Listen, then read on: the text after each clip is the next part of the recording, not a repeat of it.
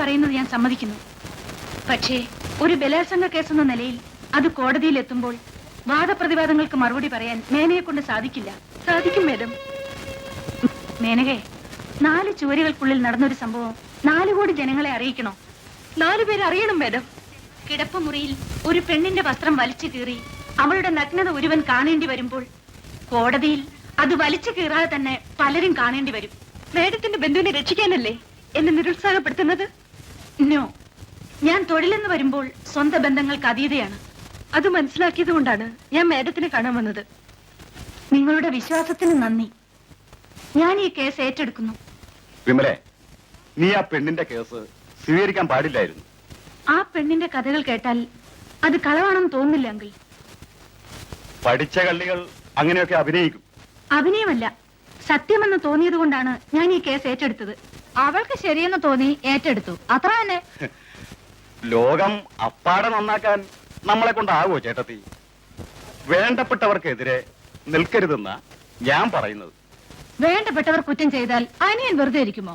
ഇല്ല, പ്രത്യക്ഷത്തിൽ തെളിവുണ്ടെങ്കിൽ ഉടൻ കസ്റ്റഡിയിലെടുക്കും. പക്ഷേ ഇത് അതുപോലെ അല്ലല്ലോ. തെളിവുണ്ടെങ്കിൽ പവിത്രണ്ടെങ്കിൽ അതിന് കേസ് വാദിക്കാൻ പാടില്ല. നീ അവളോട് ദേഷ്യപ്പെട്ടാൽ ഈ കേസ് ഇല്ലാതാവൂ. അവൾ അല്ലെങ്കിൽ മറ്റൊരു അഡ്വക്കേറ്റ് ഈ കേസ് ഏറ്റെടുക്കും. അതാ ഞാൻ പറഞ്ഞത്, നീ ധൈര്യമായി കേസ് ഏറ്റെടുക്ക്. സ്വന്തം ബന്ധം നോക്കിയാ നിയമം നടത്താൻ പറ്റില്ല. ഡാഡിയും മമ്മിയും ഇവൾ പറയുന്നത് ശരിയാണെന്ന് പറയുകയാണെങ്കിൽ ഞാനൊന്ന് തീരുമാനിച്ചു. എന്താ? പവിത്രണ്ടെങ്കിലിന് വേണ്ടി ഞാൻ കോടതി ഹാജരാകും. അത് ശരി. സംഭവം നടന്ന ദിവസം ഓർമ്മയുണ്ടോ? ഉണ്ട്. ഡിസംബർ 18. രാത്രിയായിരുന്നോ പകലായിരുന്നു? രാത്രി 10 മണി. ഓ, രാത്രി 10 മണിയല്ലേ? അപ്പൊ എന്താ ഉണ്ടായത്? ആ മനുഷ്യൻ എന്റെ മുറിയിൽ കടന്നു വന്നു. ശരി, വന്നു. എന്നിട്ട് എന്തുണ്ടായി? എന്നെ കയറി പിടിക്കാൻ തുടങ്ങി. എന്നിട്ട് എന്തുണ്ടായി എന്ന് പറയൂ. അയാൾ എന്റെ വസ്ത്രങ്ങളെല്ലാം പറിച്ചെറിഞ്ഞു. എന്നിട്ട് പിന്നെ എന്ത് ചെയ്തു? Objection your honour. ഒരു സ്ത്രീയോടാണ് ഇത്തരം ചോദ്യങ്ങൾ ചോദിക്കുന്നതെന്ന് ഡിഫൻസ് ലോയർ മറക്കുന്നു. ബലാത്സംഗ കേസിന്റെ വാദമാണ് കോടതിയിൽ നടക്കുന്നതെന്ന് പ്രോസിക്യൂഷൻ ലോയറും മറക്കുന്നു. Objection over ruled. വസ്ത്രങ്ങൾ പറിച്ചു കളഞ്ഞപ്പോൾ നിങ്ങൾ പൂർണ്ണ നഗ്നയായോ? ഇല്ല. അത് ശരി. വസ്ത്രങ്ങൾ പറിച്ചു കളഞ്ഞാലും നഗ്നയാവൂല അല്ലേ? ഓട് ഓട്. സാരി പറിച്ചെടുത്തു. വേറൊന്നും പറിച്ചില്ലേ? എന്നെ എന്നെ എന്നെ എന്നെ എന്ന് പറഞ്ഞാൽ പിന്നെന്ത് നടന്നു? എന്റെ എന്റെ എന്റെ എന്തുണ്ടായി? എന്നെ അയാൾ നശിപ്പിച്ചു. നശിപ്പിച്ചു എന്ന് പറഞ്ഞാൽ അങ്ങനെ സാധിക്കും? സാരി മാത്രമേ അഴിച്ചെടുത്തുള്ളൂ. പാവാടയും ബ്ലൗസ് ഒന്നും ഇല്ലായിരുന്നു. അയാൾ എന്റെ പാവാടയും ബ്ലൗസും വലിച്ചു കീറി. അതിനിടയിൽ അടിവസ്ത്രങ്ങൾ ഉണ്ടായിരുന്നില്ലേ? ഐ മീൻ ഷഡ്ഡിയും പ്രായം ഇട്ടിട്ടുണ്ടായിരുന്നോന്ന്. Objection your honour. ഒരു സ്ത്രീയെ അവമാനിക്കുന്ന രീതിയിലുള്ള ചോദ്യങ്ങൾ അനുവദിക്കാൻ പാടില്ല. കേസിന്റെ പ്രത്യേകത മനസ്സിലാക്കാതെയാണ് പ്രോസിക്യൂഷൻ അഡ്വക്കേറ്റ് തുടർച്ചയായി ഒബ്ജക്ഷൻ ഉന്നയിക്കുന്നത്. Objection over ruled. Yes proceed. പറയൂ. ഉണ്ടായിരുന്നു. അയാൾ അതെല്ലാം വലിച്ചു കീറി. എന്നിട്ട് നിങ്ങൾക്ക് അറിയില്ലേ? ഞാൻ അവിടെ ഉണ്ടായിരുന്നില്ലല്ലോ മാഡം. എന്നിട്ട് എന്തുണ്ടായെന്ന് പറയൂ. ഒരു മൃഗത്തെ പോലെ അയാൾ എന്നെ കടിച്ചു കീറി. എന്നെ പവിത്രൻ ഇത്ര ക്രൂരനാണ്? ഓട് ഓട്. യുവർ ഓണർ, കക്ഷി കണ്ണീര് കാണിച്ച് അഭിനയിക്കുക. ഇത് തികച്ചും കെട്ടിച്ചമച്ചൊരു കഥയാണ്. മനഃപൂർവ്വം ഒരുക്കിയ കെണി. പ്രധാനപ്പെട്ട ഒരു തെളിവിലേക്കായി ഒരു സാക്ഷിയെ വിസ്തരിക്കാൻ അനുവദിക്കണമെന്ന് ഈ കോടതിയോട് ഞാൻ അപേക്ഷിക്കുന്നു.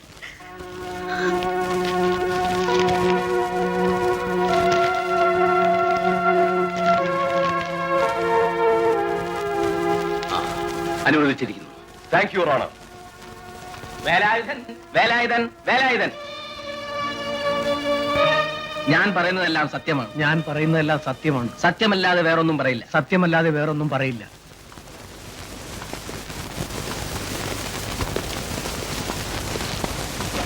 മിസ്റ്റർ വേലായുധൻ എത്ര വർഷമായി ഗസ്റ്റ് ഹൗസ് വാച്ചറായി ജോലി നോക്കുന്നു? 8 വർഷം. ശരി. ഗസ്റ്റ് ഹൗസിൽ താമസിക്കാൻ വരുന്നവരുടെ രജിസ്റ്റർ സൂക്ഷിക്കാറുണ്ടോ? ഉണ്ടോന്നോ? ഉണ്ട്. സർക്കാർ കാര്യമല്ലേ, കൃത്യമായിട്ട് സൂക്ഷിക്കും. ഡിസംബർ 18 ആരൊക്കെ അവിടെ താമസിച്ചിരുന്നു?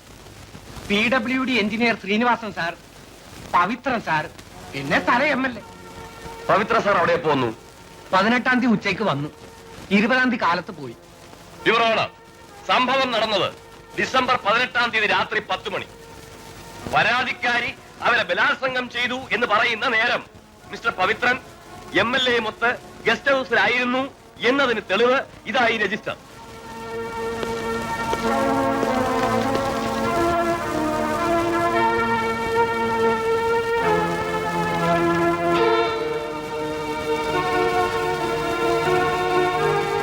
യുവർ ഓണർ, വീട്ടുകാരുടെ സമ്മതമില്ലാതെ ഒരു ചെറുപ്പക്കാരനോടൊപ്പം ഒളിച്ചോടിയവളാണ് ഈ പരാതിക്കാരി.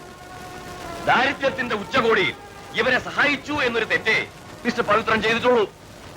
ആദ്യമായാണ് ഇത്രയും സമ്പന്നമായ ഒരു ചുറ്റുപാടിൽ ഇവർ ജീവിക്കുന്നത്.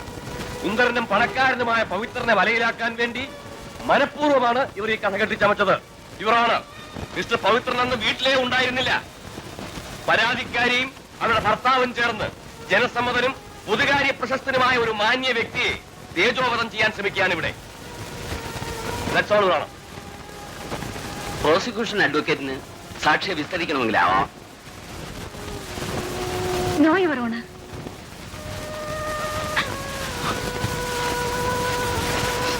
മേനക ദുഃഖിക്കരുതെന്ന് പറയാൻ എനിക്ക് അവകാശമില്ല.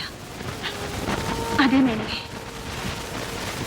സ്ത്രീയുടെ ചാരിത്രത്തിന് ഇന്ന് നിയമത്തിന്റെ മുമ്പിൽ സുരക്ഷിതത്വമില്ലെന്ന് ഞാൻ മനസ്സിലാക്കി.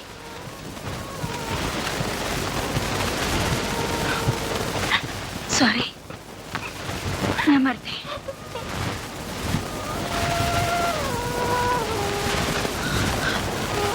ഇപ്പൊ എന്തായി അഡ്വക്കേറ്റ് വിമലകൾക്ക് മരണശിക്ഷ വാങ്ങിക്കൊടുത്തത്? ഞാൻ അപ്പോഴേ പറഞ്ഞതാ ഈ കേസിന് വഴക്കിനൊന്നും പോകണ്ടെന്ന്. അപ്പോ അയാളെ അങ്ങനെ വെറുതെ വിടണമെന്നാണ് ചേട്ടൻ പറയുന്നത്? പവിത്രൻ ചെയ്തത് ആരും അറിയില്ലായിരുന്നു. പക്ഷെ ആ വക്കീല് നാറിയ ചോദ്യങ്ങൾ ചോദിച്ച് നിന്റെ ശരീരത്തിലെ ഓരോ അണുവിനെയും വലിച്ചു കീറി. മാനം പോയി, വെളിയിൽ ഇറങ്ങി നടക്കാനും പറ്റില്ല, ഉണ്ടായിരുന്ന ജോലിയും പോയി.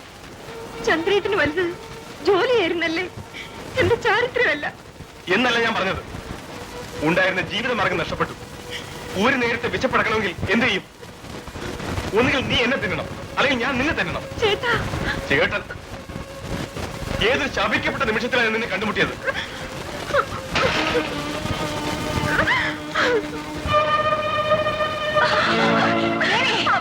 എന്താ ഇത്? എനിക്കിത് ജീവിക്കണ്ട, എന്നെ മരിക്കാനെങ്കിലും അനുവദിക്കൂ. നീ എന്താ വിടുതലായി കാണിക്കുന്നു? വരൂ. എന്റെ മാനം പോയി, ഞാൻ അത് സഹിക്കാം. പക്ഷേ എന്റെ ചന്ദ്രേട്ടൻ എന്നെ തള്ളി പറഞ്ഞു. അതിന് മരിക്കാനോ? മേനകെ, നമ്മളൊക്കെ ഒരിക്കൽ മരിക്കും. അത് ഇങ്ങനെ വേണോ? പിന്നെ ഞാൻ എന്ത് ചെയ്യണം? മരിക്കാനുള്ളവരെ ജീവിക്കാൻ അനുവദിച്ചിട്ട് നീ ആത്മഹത്യ ചെയ്യുന്നതിൽ എന്താണ് അർത്ഥം? മേഡം, നമ്മൾ പെണ്ണുങ്ങൾ തോറ്റു കൊടുക്കുമ്പോൾ പുരുഷന്മാർ നമ്മളെ കൂടുതൽ അടിമപ്പെടുത്താൻ ശ്രമിക്കുന്നു. എടോ ശങ്കരേ, തന്റെ മുതലാളി പവിത്രൻ ആ മേനകയുടെ പേര് കള്ളക്കേസിട്ടു അല്ലേ? അത് കലക്കി.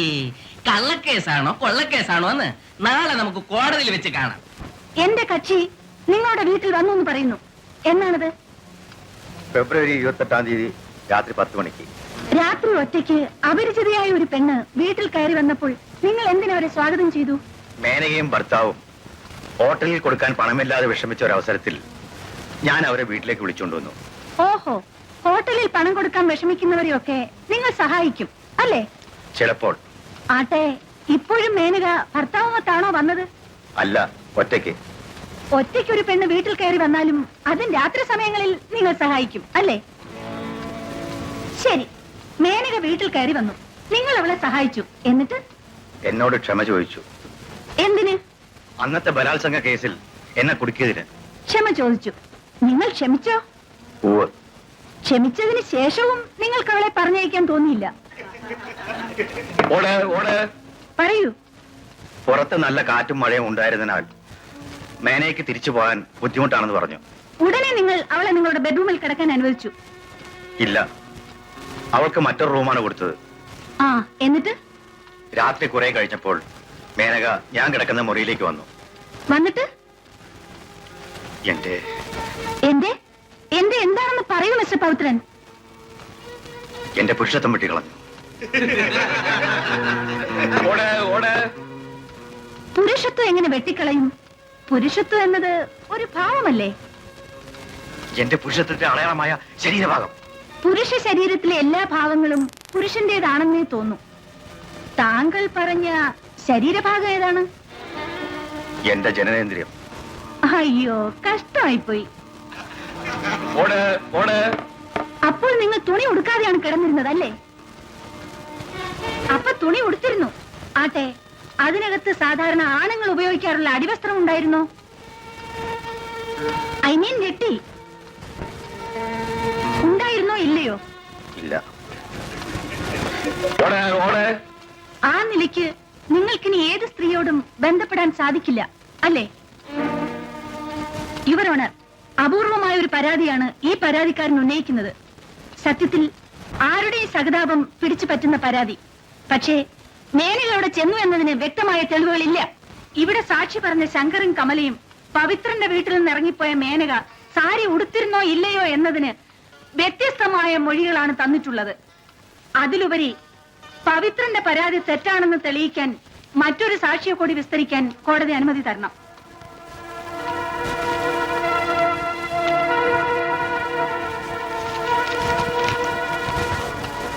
അപേക്ഷ അനുവദിച്ചിരിക്കുന്നു. മിസ്റ്റർ പവിത്രൻ പോവാ.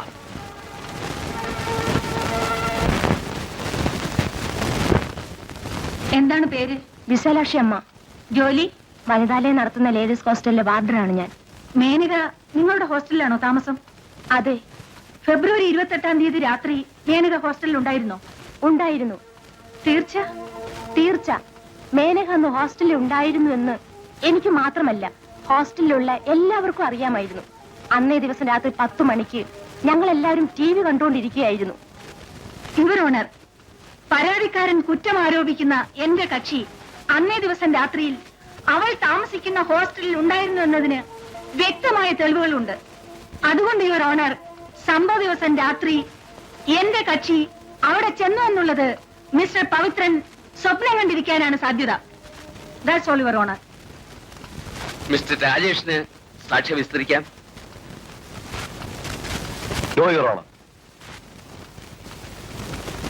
വിധി പ്രഖ്യാപനത്തിനായി കേസ് നാളേക്ക് മാറ്റിവെച്ചിരിക്കുന്നു.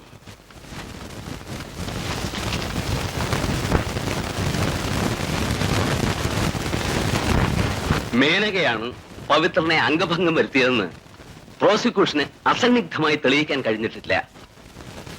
സംഭവ ദിവസം മേനക പവിത്രന്റെ വീട്ടിൽ ചെന്നു എന്നുള്ള പവിത്രന്റെ ജോലിക്കാരായ ശങ്കരന്റെയും കമലയുടെയും പരസ്പര വിരുദ്ധമായ മൊഴികൾ വിശ്വസനീയമായി ഈ കോടതിക്ക് ബോധ്യപ്പെട്ടിട്ടില്ല. മേനക താമസിക്കുന്ന ഹോസ്റ്റൽ വാർഡന്റെ മൊഴിയിൽ നിന്ന് സംഭവ ദിവസം മേനക വെളിയിൽ ഇറങ്ങിയിട്ടില്ലെന്ന് വ്യക്തമാകുന്നു. അതിനാൽ പവിത്രന്റെ കുറ്റാരോപണം നിലനിൽക്കുന്നതല്ലെന്ന് വ്യക്തമായും കോടതിക്ക് ബോധ്യപ്പെട്ടതിനാൽ മേനക കുറ്റക്കാരിയല്ലെന്ന് ഈ കോടതി വിധിക്കുന്നു. യുവർ ഓണർ, എനിക്ക് കോടതിയോട് ഒരു കാര്യം ബോധിപ്പിക്കാനുണ്ട്. യെസ്, എന്താണത്? യുവർ ഓണർ, വിധി പ്രഖ്യാപനത്തിന് ശേഷവും ഈ കേസിനെ പറ്റിയുള്ള ചർച്ച ന്യായവിരുദ്ധമാണെങ്കിലും ഈ സമൂഹത്തിന്റെ നന്മയ്ക്കും നീതിക്കും വേണ്ടി ഞാൻ ചില യാഥാർത്ഥ്യങ്ങൾ ഈ കോടതി മുമ്പാകെ വെളിപ്പെടുത്താൻ ആഗ്രഹിക്കുന്നു. അതിന് ബഹുമാനപ്പെട്ട കോടതി എന്നെ അനുവദിക്കണം. കീഴ്വഴക്കമില്ലാത്തതാണെങ്കിലും അനുവദിച്ചിരിക്കുന്നു. യുവർ ഓണർ, പരാതിക്കാരന്റെ കുറ്റപത്രത്തിൽ പറഞ്ഞിരിക്കുന്ന പ്രകാരം കുറ്റവാളി എന്റെ കക്ഷിയായ ഈ നിൽക്കുന്ന മേനക തന്നെയാണ്. What do you mean? Your honour, ഞാൻ പറയുന്നത് സത്യമാണ്. അതിനുവേണ്ടി ഒരു സാക്ഷിയെ ഹാജരാക്കാൻ എന്നെ അനുവദിക്കണം. Yes, proceed. ഞാൻ തന്നെയാണ് ആ സാക്ഷി.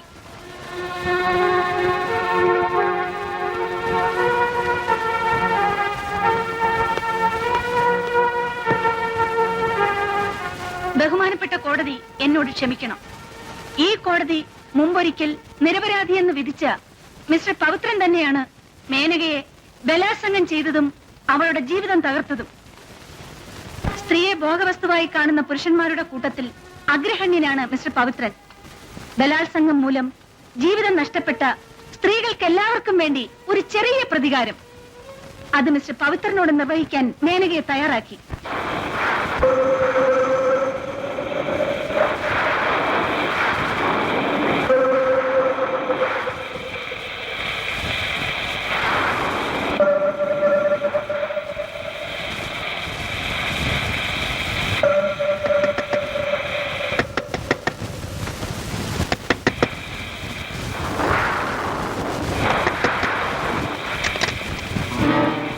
നീയോ?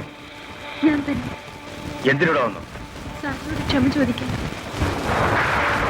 ക്ഷമ ചോദിക്കാൻ?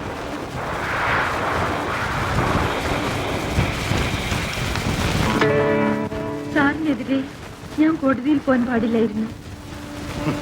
ഈ ബുദ്ധി നിനക്കെന്താ അന്ന് തോന്നായിരുന്നത്? നാട്ടുകാരെല്ലാം കൂടി പ്രേരിപ്പിച്ചതുകൊണ്ടാണ് സാർ ഞാൻ അങ്ങനെ ചെയ്തത്. ആ ശരി, നിനക്കിപ്പോ എന്താ വേണ്ടത്? ഞാൻ ചെയ്ത തെറ്റ് കാരണം എന്റെ ഭർത്താവിന്റെ ജോലി പോയി. ജീവിക്കാൻ ഒരു മാർഗവും ഇല്ല. പട്ടിണി കാരണം എന്റെ ഭർത്താവിന്റെ തല്ലും കൊണ്ടു. സാർ, എങ്ങനെയെങ്കിലും എന്റെ ഭർത്താവിന് ആ ജോലി തിരിച്ചു കൊടുപ്പിക്കണം. വിശപ്പിന്റെ മുൻപിൽ എന്തോ അടിയറ വെക്കാൻ ഞാൻ തയ്യാറാണ്. ഇപ്പൊ പവിത്രനെ മനസ്സിലായി അല്ലേ? ഏതെങ്കിലും ബലാത്സംഗ കേസിൽ പെണ്ണുങ്ങൾ ജയിച്ചായി ചരിത്രമുണ്ടോ? പെണ്ണുങ്ങൾ എന്ത് തെറ്റ് ചെയ്താലും ക്ഷമിക്കുന്നത് എന്റെ സ്വഭാവമാണ്. മേനക പോയി ഈ നനഞ്ഞ വേഷം മാറ്റും.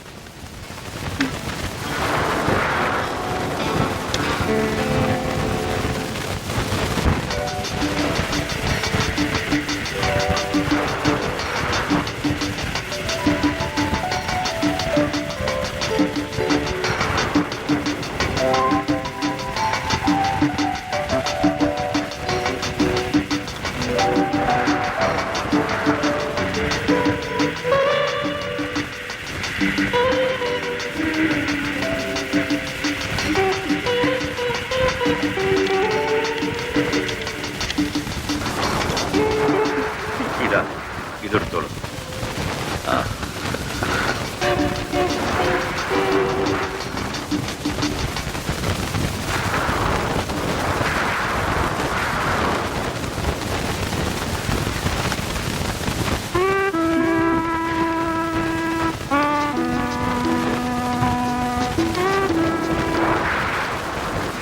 അന്ന് സാറാണ് മുൻകൈ എടുത്തത്. ഇന്ന് ഞാനാവാം.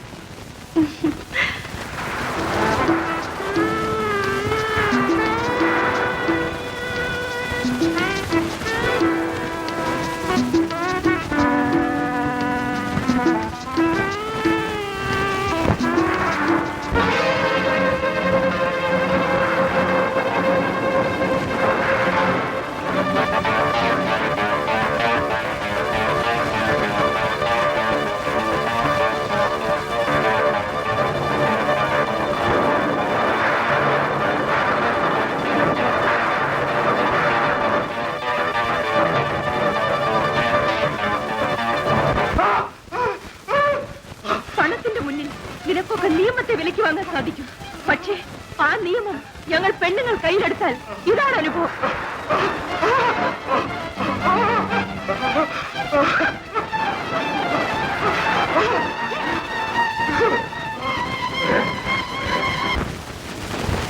നമ്മുടെ നിയമത്തിലുള്ള പഴുതുകൾ അടച്ചു തീർന്നിട്ടില്ല എന്ന് ഈ സമൂഹം മനസ്സിലാക്കാൻ വേണ്ടിയാണ് ആദ്യം ഞങ്ങളത് കോടതിയുടെ മുമ്പിൽ മറച്ചത്.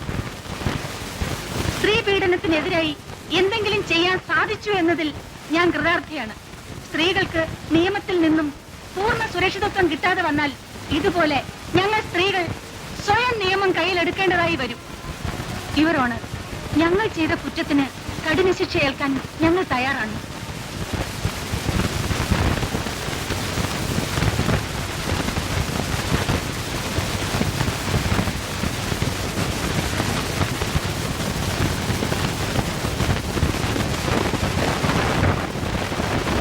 സ്ത്രീ പീഡനങ്ങൾ ഇന്നും ഒരു തുടർക്കഥ പോലെ തുടരുന്നു.